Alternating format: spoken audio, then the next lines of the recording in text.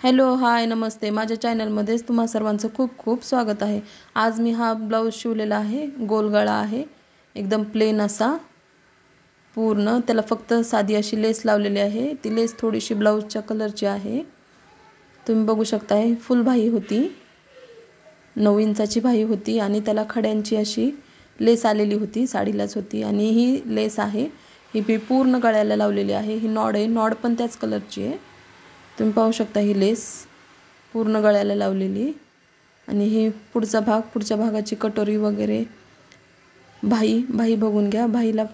आणि हा लेसला लटकन बनवलेले आहेत। आणि ही साडी आहे, साडीला पण पिको फॉल करायचा होता। साडी पाहून घ्या तुम्ही, खड्याची साडी आहे, पूर्ण खडे आहेत त्याच्यावर छोटे छोटे असे।